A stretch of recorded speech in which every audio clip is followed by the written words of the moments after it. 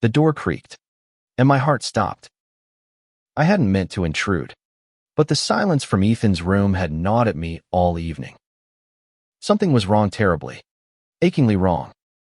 I stood frozen in the hallway of our small Oregon home, the kind with creaky floors and windows that rattled in the coastal wind. Ethan, my stepson, was 17, all sharp edges and quiet storms. The kind of kid who'd rather lock himself away than talk about what hurt. His mom, my wife Laura, was away for the weekend at a work conference, leaving just the two of us to navigate the fragile truce we'd built over the last 3 years. I'd married Laura when Ethan was 14, a lanky kid with her green eyes and a skepticism that cut like glass. He'd never warmed to me. Not really. I was Tom, the guy who showed up after his dad left, the one who tried too hard with bad jokes and worse cooking. But tonight, something felt different. The house was too quiet, the kind of quiet that screams trouble. I knocked softly. No answer. My hand hovered over the doorknob, guilt prickling at the back of my neck. Ethan deserved his privacy, but the weight in my gut told me to check. I pushed the door open, just a crack, and saw him sitting on the edge of his bed, head bowed, hands clutching a piece of paper. His shoulders trembled, and the sight hit me like a punch. Ethan. My voice was barely a whisper. He flinched, his head snapping up, eyes wide and glassy. Get out, he said, but there was no venom in it, just raw, jagged fear. The paper slipped from his hands, fluttering to the floor. I caught a glimpse of hurried handwriting, words like love and sorry jumping out before he scrambled to snatch it back. I didn't mean to, I started, but he cut me off. You don't get it, Tom. You don't belong here. His voice cracked, and I saw it then, the weight he'd been carrying, the kind no kid should have to bear alone. I took a step forward, instinct overriding caution. Talk to me, Ethan. Whatever it is, I'm here. He laughed, a bitter sound that didn't belong in his young throat. You're not my dad. You're just here. The words stung, but I stayed. Something about that letter, the way his hands shook, told me this was bigger than our usual dance of distance. I sat on the chair by his desk, keeping space between us. I know I'm not your dad, but I care about you. And I'm not leaving until you tell me what's going on. Ethan's eyes darted to the letter, then back to me. For a moment, I thought he'd bolt. But then he sank back onto the bed, the fight draining out of him. You wouldn't understand, he muttered. Try me, I said, leaning forward. He hesitated, his fingers twisting the edge of his hoodie. The room felt smaller, the air thick with the weight of what he wasn't saying. Finally, he spoke, his voice so low I had to strain to hear. I'm gay, Tom. And someone found out. The words hung there, raw and heavy. My heart lurched not from shock, but from the fear in his eyes. I'd suspected, maybe, in the way he'd dodge questions about school dances or get quiet when his friends talked about crushes. But hearing it, seeing the terror on his face, made it real. Who found out? I asked, keeping my voice steady. He shook his head, tears spilling over. Doesn't matter. They're gonna tell everyone. My life's over. I wanted to reach out, to pull him into a hug, but I didn't know if he'd let me. Instead, I said, your life's not over, Ethan. Not even close. He looked at me, searching, like he was waiting for me to prove him wrong or right. And in that moment, I knew everything between us was about to change. The next morning, the house felt different, like the air itself was holding its breath. Ethan hadn't said much after his confession, just asked me not to tell Laura yet. I'd promised, though it sat heavy in my chest. Laura loved Ethan fiercely, but she had her own ideas about family, about what was normal. I wasn't sure how she'd take this, and that uncertainty scared me. At breakfast, Ethan avoided my eyes, picking at his cereal. I tried to act normal, but every word felt like walking on glass. "You got plans today?" I asked, stirring my coffee. He shrugged. "Maybe." I wanted to push, to ask about the letter, about who was threatening to out him, but I held back. Trust was fragile, and I'd just earned a sliver of it. Instead, I said, "If you need me, I'm here." No judgment. He nodded, barely, and disappeared back to his room. I spent the day replaying last night, wondering how to help him. By afternoon, I couldn't stand the silence. I knocked on his door again, this time with a plan. "Ethan, let's get out of here. Grab some food. Maybe hit the arcade." He looked at me like I'd suggested skydiving. "Why?" "Because sitting here alone isn't doing you any good." He hesitated, then grabbed his jacket. It wasn't much, but it was a start. As we drove to the diner, the coastal wind whipping through the open windows, I felt a spark of hope. Maybe I could be more than the guy who married his mom. Maybe I could be someone he could trust. But when we got to the diner, everything changed again. Sitting in a booth by the window was a kid from Ethan's school, smirking as he typed on his phone. Ethan froze, his face draining of color. "That's him," he whispered. "That's the one who knows." The diner smelled of fried onions and coffee, but all I could focus on was Ethan's clenched fists under the table.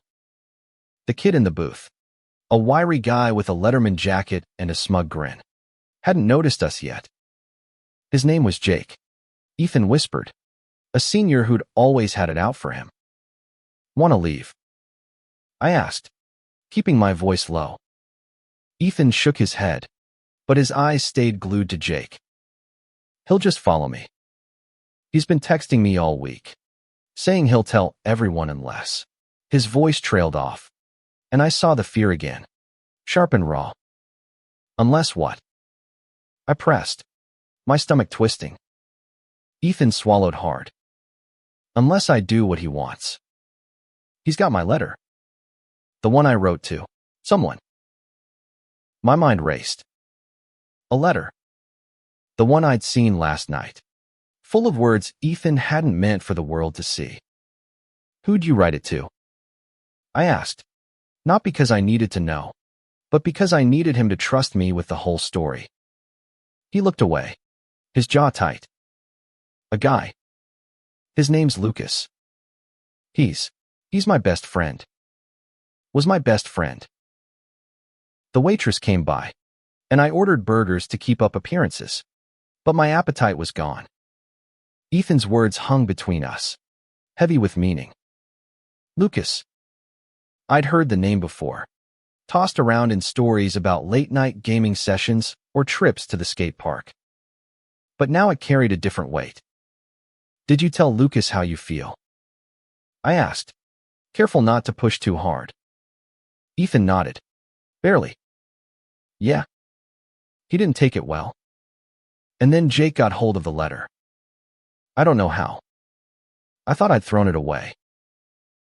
I glanced at Jake, still engrossed in his phone, oblivious to the storm he'd stirred. "What does he want from you, Ethan?" He hesitated, then muttered, "Money. And other stuff. He says he'll post it online if I don't." Anger flared in my chest, hot and sharp. Blackmail. This kid was trying to ruin Ethan's life for sport. I wanted to march over and confront Jake, but one look at Ethan's pale face stopped me. This wasn't my fight, not yet. It was his, and I had to let him decide how to face it. "Let's eat," I said, forcing calm. "Then we'll figure this out together." Ethan didn't touch his burger, just stared out the window at the gray Oregon sky. I could feel the distance between us growing again, like he was retreating back into his shell. I had to keep him talking. Keep him here. Tell me about Lucas, I said, taking a bite to hide my nerves. He blinked, surprised. Why? Because he matters to you. And I want to understand. For the first time, Ethan's guard slipped. Just a fraction. He's different. Not like the other guys at school. He listens. You know. Or he did. Until I messed it up. You didn't mess anything up, I said firmly. You were honest. That's braver than most people ever manage. He snorted, but there was a flicker of something in his eyes. Hope. Maybe. We ate in silence for a while, the clatter of the diner filling the space. Jake left without noticing us, and I saw Ethan's shoulders relax slightly. But I knew this was far from over. Back home, Ethan retreated to his room again, but not before I made him promise to talk to me if Jake contacted him. I spent the evening pacing the living room, wondering how to protect him. Laura would be back tomorrow, and I didn't know how to navigate this without betraying Ethan's trust. The next day, Sunday, started quietly. Too quietly. Laura called to say her flight was delayed, so it was just me and Ethan again. I was making pancakes when my phone buzzed a text from an unknown number. It was a photo of Ethan's letter. The words "I love you." Lucas clear as day. Below it, a message, "Tell him to pay up, or this goes viral." My blood ran cold. I glanced at Ethan, flipping through his phone at the kitchen table. Oblivious. I didn't show him the text. Not yet. He didn't need more fear. But I knew we couldn't ignore this. Jake wasn't just a bully who was dangerous. Ethan, I said, keeping my voice steady. We need to talk about Jake. He froze, his phone clattering to the table. What did he do now?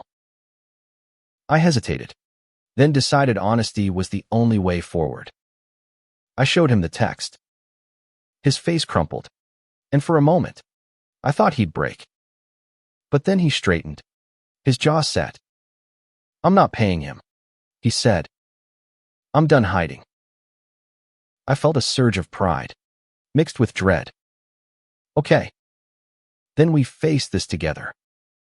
But we need a plan. We spent the afternoon strategizing. Ethan wanted to confront Jake, but I convinced him to hold off. We needed evidence, something to turn the tables. I suggested checking his phone for old messages, anything that could prove Jake's blackmail. Ethan dug through his texts and found a string of threats Jake had sent weeks ago, before the letter. This could work, I said, scanning the messages. But we need to be smart.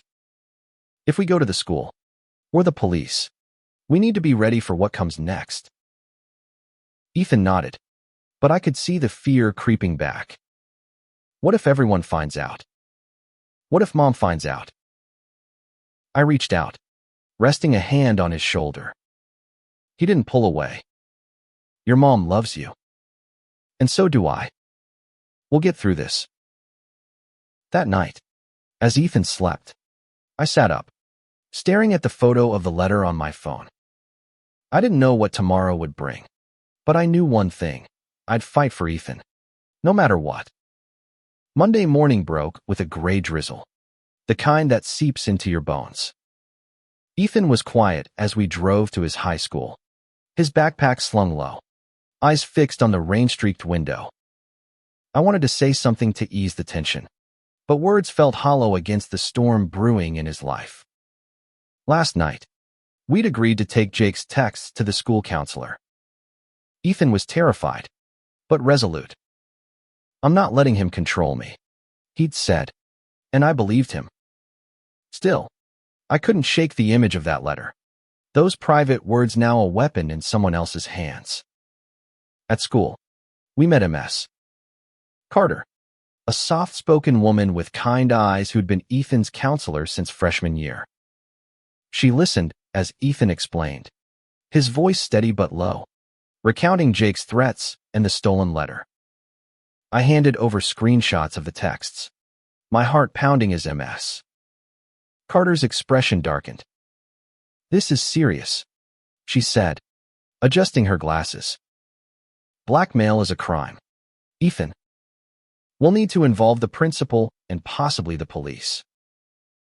Ethan's face paled, but he nodded. I reached for his hand under the table, and to my surprise, he didn't pull away. It was the first time he'd let me close like that, and it hit me harder than I expected. MS. Carter promised to handle things discreetly, but word travels fast in a small town. By lunch, Ethan texted me, "People are staring. Someone knows." My stomach dropped. I wanted to drive back to the school, but Laura was due home any minute, and I hadn't figured out how to tell her. When Laura walked through the door, her suitcase still in hand, she sensed the tension immediately. "What's going on?" she asked, her eyes flicking between me and Ethan, who'd just come downstairs. I looked at Ethan, silently asking permission. He gave a small nod, and I took a deep breath. "Laura, we need to talk. It's about Ethan." Her face tightened, maternal instinct kicking in. "Is he okay?" "He's okay," I said, glancing at Ethan. "But something's happened." "Ethan, you want to tell her?" He froze, his hands twisting the hem of his shirt. For a moment, I thought he'd shut down. But then he looked at his mom, tears welling up. "Mom, I'm gay. And someone at school's trying to use it against me." Laura's eyes widened, her hand flying to her mouth. The silence stretched, and I braced for her reaction. She crossed the room in 2 steps and pulled Ethan into a fierce hug. "Oh, honey," she whispered. "Why didn't you tell me?" "I was scared," he mumbled into her shoulder. She pulled back, cupping his face. "You never have to be scared with me. I love you, no matter what." I let out a breath I didn't know I'd been holding. Laura's acceptance wasn't a surprise, but seeing it unfold lifted a weight I hadn't realized I was carrying. Still, the issue with Jake loomed. That evening, MS. Carter called. Jake had been suspended pending an investigation, but the letter had already spread online. Ethan's phone buzzed nonstop with notifications, and he turned it off, his face a mask of resignation. "I knew this would happen," he said, slumping onto the couch. "Everyone's gonna hate me now." "Not everyone," I said, sitting beside him. "You've got us. And you've got Lucas, right? Have you talked to him?" Ethan shook his head. "He hasn't texted me back since. You know." Laura sat on his other side, her hand on his knee. "Give him time, Ethan. This is a lot for anyone to process." But time wasn't on our side. The next day, Ethan came home early, his eyes red. "Lucas won't talk to me," he said, his voice hollow. "He's acting like I don't exist." My heart ached for him. I remembered being 17, the sting of rejection cutting deeper than anything else. "Give him a chance to come around," I said. "But you don't need his approval to be who you are." Ethan didn't respond, just retreated to his room. Laura and I exchanged a look, both of us helpless against his pain. That night, I couldn't sleep, my mind racing with ways to fix this. I started researching local support groups, anything to show Ethan he wasn't alone. By midweek, the school had escalated Jake's case to the police. Ethan was called in to give a statement, and I went with him, watching as he recounted every detail with a bravery I hadn't known he had. The officer was kind, promising to press charges for harassment. But the damage was done. The letter was out there, and Ethan's world was unraveling. On Thursday, I found Ethan in the backyard, staring at the ocean in the distance. I don't know how to keep going, he admitted. Everyone's talking about me. I sat beside him on the damp grass. You're stronger than you think, Ethan. You're facing this head on. That's more than most people could do. He looked at me, his eyes searching. Why do you care so much, Tom? I've been a jerk to you. I smiled, though it hurt. Because you're family. And family doesn't give up on each other. For the first time, he smiled back, a small, tentative thing, but it was enough. We sat there, the waves crashing in the distance, and I felt the shift between us. Not just stepfather and stepson, but something deeper, something real. The weeks that followed were a blur of tension and small victories. Ethan went back to school, head held high despite the whispers. Laura and I took turns checking in, trying to balance support with giving him space. But the shadow of Jake's actions lingered, and Lucas's silence cut deeper than anything else. One evening, I found Ethan at the kitchen table, sketching in a notebook. His drawings were raw, jagged lines forming faces I didn't recognize. Maybe Lucas, maybe himself. Those are good, I said, leaning over. He shrugged, but didn't close the book. Progress. Just something to do, he muttered. I sat across from him, searching for the right words. Have you thought about talking to Lucas again? Maybe he's just scared. Ethan's pencil stopped. He's not scared. He's ashamed. Of me. The words hit hard, and I wanted to argue, but I didn't. Instead, I said, you're not someone to be ashamed of, Ethan. Anyone who thinks that doesn't deserve you. He didn't respond, but he didn't leave either. We sat there, the quiet between us softer than it had ever been. The next day, I drove Ethan to a local LGBTQ+ youth group I'd found online. He'd resisted at first, muttering about not needing group therapy, but I could tell he was curious. The meeting was in a community center, a cozy space with mismatched chairs and a table of snacks. The facilitator, a warm woman named Sarah, welcomed Ethan like he'd always belonged. I waited in the car, giving him space. When he came out 2 hours later, his eyes were brighter than I'd seen in weeks. It was okay, he said, climbing into the passenger seat. There's this guy, Alex. He's been through the same stuff. Said it gets better. I smiled, relief flooding me. Told you you're not alone. He rolled his eyes, but there was a spark there, a hint of the kid he'd been before all this. Over the next few weeks, the youth group became his lifeline. He started talking more, not just to me and Laura, but to Alex, who texted him memes and stories about his own coming out. But school was still a battlefield. Jake's suspension ended, and though he'd been warned by the police, his friends kept the rumors alive. Ethan came home one day with a split lip, saying he'd tripped. I didn't buy it, but he begged me not to push. Laura, though, was furious, ready to storm the school. Ethan stopped her, saying it'd only make things worse.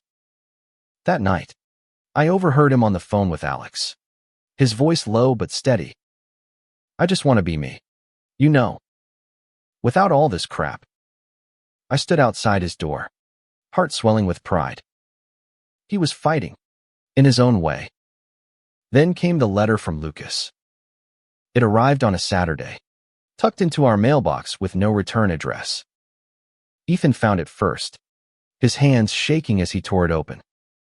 I watched from the kitchen, giving him space but ready to step in. His face fell as he read, and he handed me the letter without a word. Ethan, I'm sorry. I didn't know how to handle this. I don't hate you, but I can't be what you want. I need time. Lucas. I wanted to curse Lucas, to shake him for breaking Ethan's heart. but I saw the flicker of relief in Ethan's eyes. At least he wrote back, he said, voice thick. Yeah, I said, handing the letter back. That's something. The next week, Ethan decided to take a stand. He'd heard about an assembly at school to address bullying, and he wanted to speak. Laura and I were nervous, but he was determined. I'm tired of hiding, he told us. If they're going to talk about me, they'll hear it from me first. The assembly was packed, the gym buzzing with restless energy. Ethan stood at the podium, his hands gripping the edges, and told his story. Not just about Jake, but about being gay, about the fear and the hope and the fight to be himself. The room was silent, and I saw tears in Laura's eyes as she squeezed my hand. When Ethan finished, there was a moment of stillness, then applause, tentative at first, then louder. Not everyone clapped, but enough did. Alex was there, grinning from the back, and even MS. Carter looked proud. Afterward, Ethan was swarmed by kids, some offering support, others just curious. I watched from the sidelines, my chest tight with something I hadn't felt before, a father's pride. But as we drove home, Ethan's mood shifted. Lucas was there, he said quietly. He didn't say anything. Just left. I didn't know what to say, so I just listened. Sometimes, that's all you can do. Spring arrived, softening the Oregon coast with bursts of green and warmer winds. Ethan was changing too, slowly but surely. The youth group had become his sanctuary, and Alex had become a friend he could lean on. But Lucas's silence still haunted him, a wound that refused to heal. One afternoon, I found Ethan in the garage, tinkering with an old skateboard. Trying to fix it, he said, not looking up. Alex said he'd teach me some tricks. I grinned, grabbing a wrench to help. You're getting pretty tight with Alex. Huh? He shrugged, but a small smile tugged at his lips. He's cool.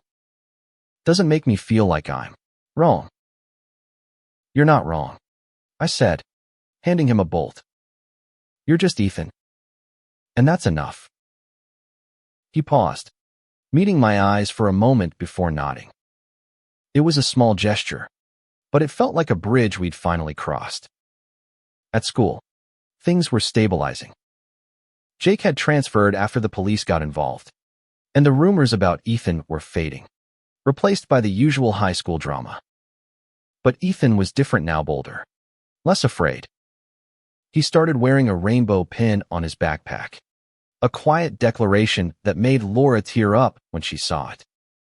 One evening, Laura and I sat Ethan down to talk about college. He'd been accepted to a few schools, including one in Portland with a strong art program. I want to study graphic design, he said, surprising us both. Maybe make comics or something. That's amazing, Laura said, beaming. You've always been so creative. I nodded, picturing Ethan's sketches. You've got a gift, kid. Go for it. He smiled, a real one this time, and I felt the weight of the past months lift just a little. But then his phone buzzed, and his face fell. It was a text from Lucas. Can we talk? I'm sorry. Ethan stared at the screen, his thumb hovering over the reply button. What do I even say? He asked, looking at me. Whatever feels right, I said. You don't owe him anything, but if you want closure, this might be your chance. He nodded, typing a quick okay. Where? Before setting the phone down like it burned. The next day, Ethan met Lucas at the pier, a public place where he felt safe. I waited nearby, pretending to read a book but watching from a distance. They talked for a long time, Ethan's hands in his pockets, Lucas looking down at his shoes. I couldn't hear them, but I saw Ethan's shoulders relax, a sign he was holding his own. When he came back to the car, he was quiet but not broken. He apologized. Ethan said finally. Said he freaked out because he wasn't sure about himself. He's not like me, but he doesn't hate me. I nodded, starting the engine. That's a start. You okay? Yeah, he said, staring out the window. I think I am. Over the next few weeks, Ethan threw himself into his art, filling notebooks with vibrant designs. He and Alex started a project together, a comic about queer teens navigating high school. It was raw, funny, and achingly honest. And when Ethan showed me the first pages, I couldn't stop grinning. You're gonna blow them away, I said, flipping through the panels. He laughed, a sound I hadn't heard enough. You're such a dad sometimes. The word hit me like a wave. Dad. I didn't correct him, just smiled and ruffled his hair, which he pretended to hate. Laura noticed the change too. One night, as we washed dishes, she said, You've been amazing with him, Tom. I know it hasn't been easy. He's worth it, I said, and meant it. But life doesn't stay calm for long. A week before graduation, Ethan got a letter from the school board. They wanted to honor him at the ceremony for his courage in speaking out against bullying. Ethan was torn proud, but scared of the spotlight. I don't want to be the gay kid forever, he told me, pacing the living room. I just want to be me. Then be you, I said. Take the award. Or don't. But do it for you, not them. He decided to accept, but only if he could give a short speech. The night of graduation, Laura and I sat in the bleachers, hearts in our throats as Ethan took the stage. He looked older somehow, his cap slightly crooked, his voice steady. I'm not here because I'm a hero, he said, gripping the podium. I'm here because I learned to stand up. And I didn't do it alone. He looked at us, and I swear I saw my own pride reflected in his eyes.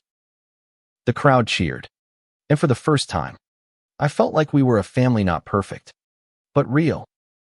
Graduation came and went, a blur of caps, gowns, and tearful hugs.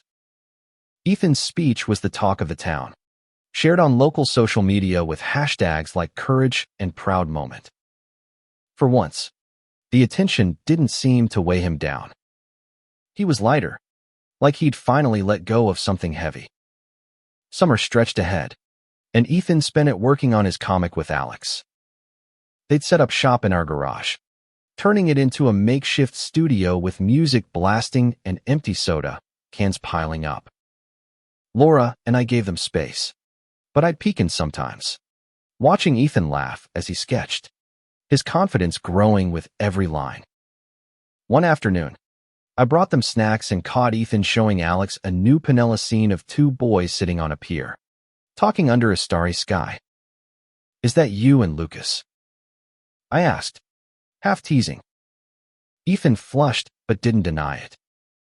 It's inspired. Okay. But it's not just about him. It's about moving on. Alex grinned, nudging Ethan. He's got a whole fan base already. Posted a teaser online, and people are freaking out. I raised an eyebrow. You're going viral, kid. Ethan rolled his eyes, but he couldn't hide his pride. It's just a start. That night, Laura and I sat on the porch, watching the sunset paint the sky in pinks and oranges. He's gonna be okay, she said, leaning against me.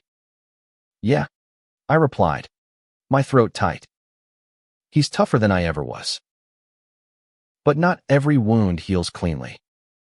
In July, Lucas reached out again, asking to meet.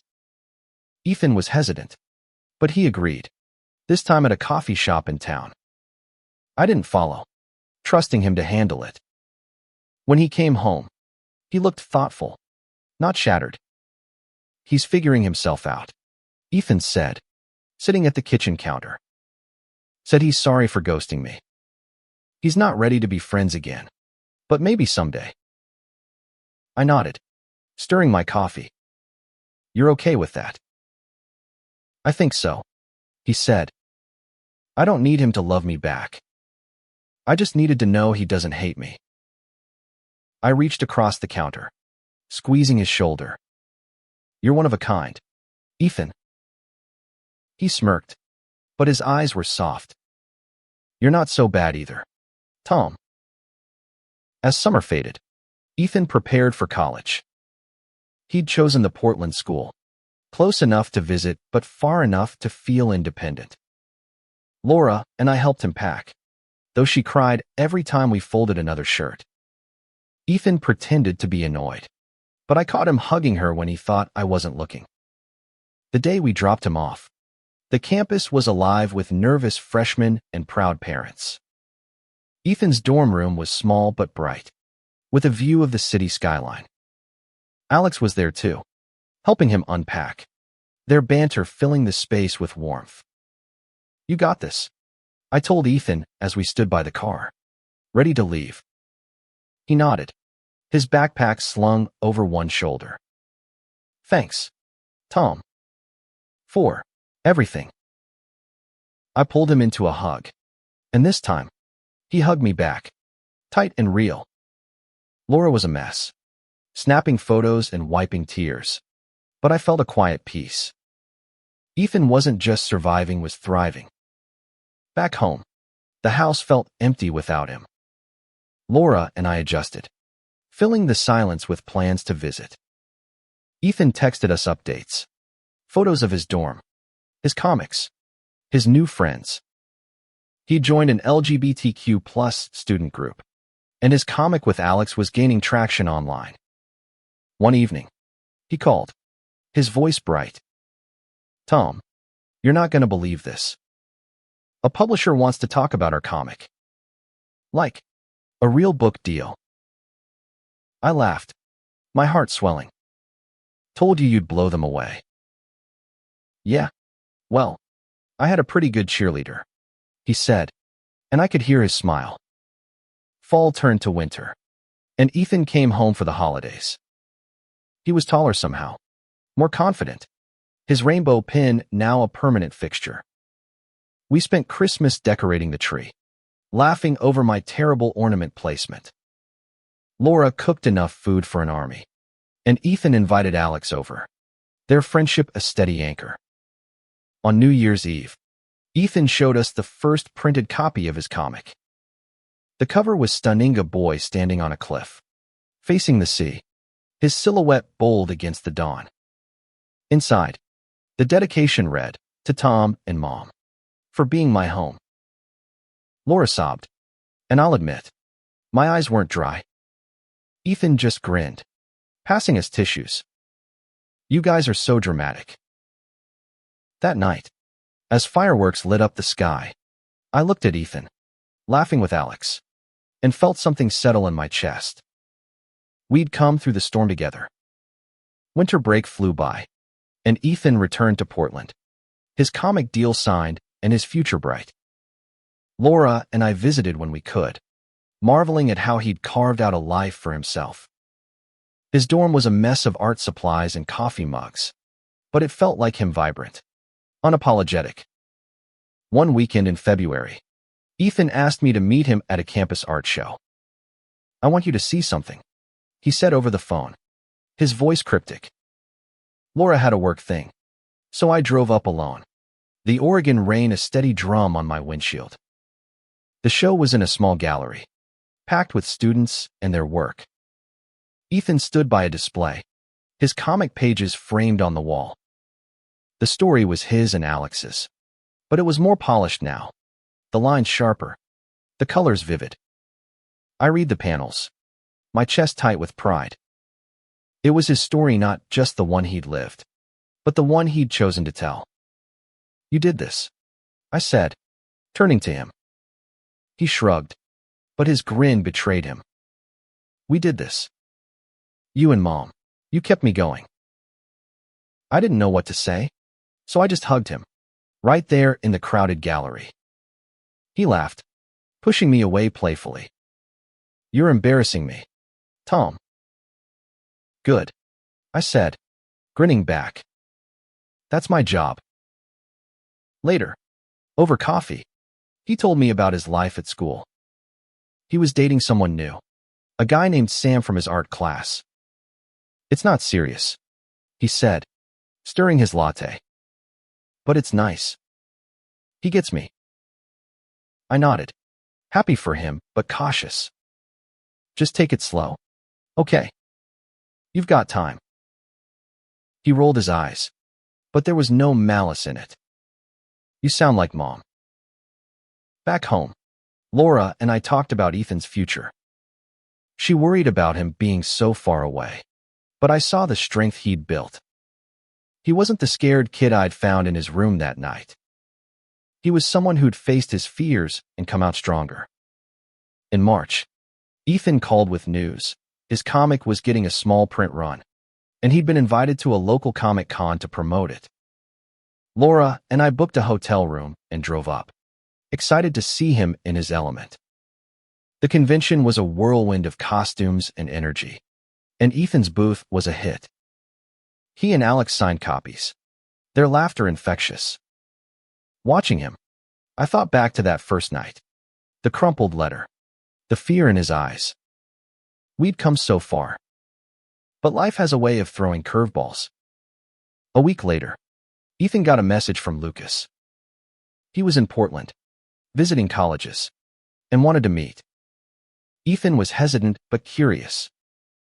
I don't know what he wants, he told me over the phone. But I think I need to hear him out.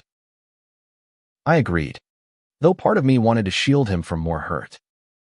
Just be you, Ethan. That's always enough. They met at a park near campus, and Ethan called me afterward, his voice steady but emotional. He's different now, he said. He's figuring out who he is. Said he's sorry for everything, and he wants to be friends again. And you? I asked. I told him I'd think about it. I don't need him like I used to, but maybe there's room for him in my life. As a friend. I smiled, proud of his clarity. You're calling the shots now, kid. Spring turned to summer, and Ethan came home for a few weeks.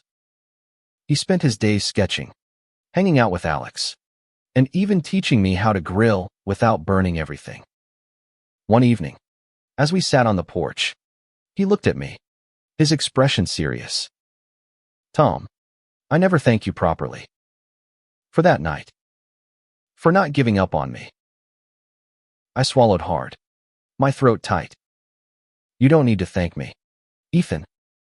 Your family. He nodded, his eyes bright. Yeah. You are too. That summer, Ethan's comic hit local bookstores. Laura and I bought 10 copies, probably more than we needed, but we couldn't help it. At the launch party, Ethan gave a short speech, thanking his friends, his mom, and me. He called me his dad, right there in front of everyone, and I had to step outside to catch my breath. As we drove home, Laura reached for my hand. You're his hero, you know. Nah, I said, smiling. He's his own hero. I just got to watch. Ethan's second year of college flew by, a whirlwind of late-night study sessions, new friends, and his comic gaining a cult following. Laura and I visited when we could, each trip a reminder of how far he'd come. His dorm was now a chaotic shrine to his art, with sketches pinned to every wall and a pride flag draped over his desk. One weekend in October, Ethan invited us to a campus event, a queer art showcase, where his comic was featured. The room buzzed with energy, students and professors mingling among vibrant displays. Ethan's work stood out, its raw honesty drawing a crowd. He stood beside his booth, chatting with a fan, his confidence a far cry from the kid who'd once hidden in his room. Laura squeezed my arm, her eyes misty. Look at him, Tom. He's shining. I nodded, too choked up to speak. Ethan caught my eye and waved us over, introducing us to Sam, his boyfriend. Sam was quiet, with kind eyes and a quick laugh, and I saw the way Ethan lit up around him. They were good together, steady in a way that felt real. Later, over dinner, Ethan told us about his plans.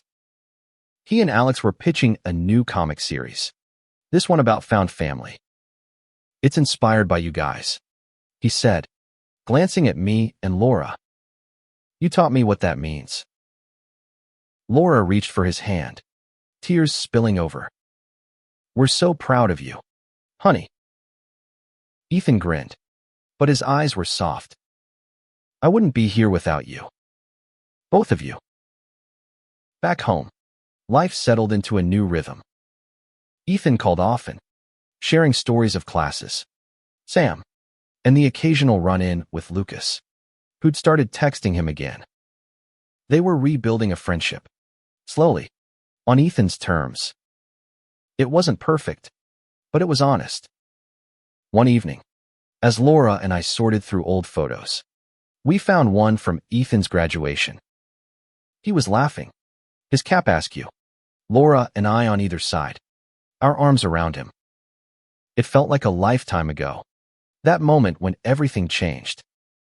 He called you Dad, Laura said, smiling at the memory. Yeah, I said, my voice thick. Best thing I've ever been called. Winter brought a new milestone. Ethan's comic was picked up by a major publisher. He flew home for the announcement, bringing Sam and Alex with him. The house was alive with laughter, the kind that fills every corner. We celebrated with a big dinner, Laura's famous lasagna, and too many desserts.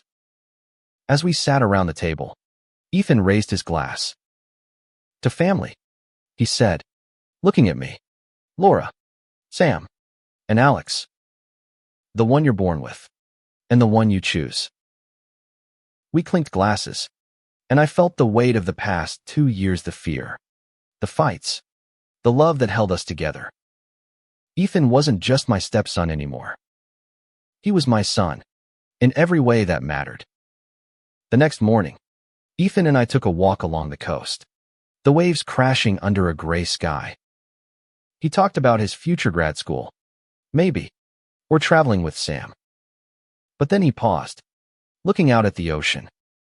You know, that night you walked into my room, I thought I was done for, he said. But you didn't let me fall apart. You gave me a chance to be me. I stopped, the wind stinging my eyes.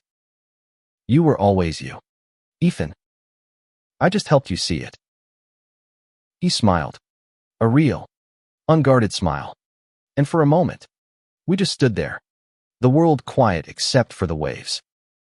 As we walked back, Ethan bumped my shoulder, a playful gesture that felt like a promise.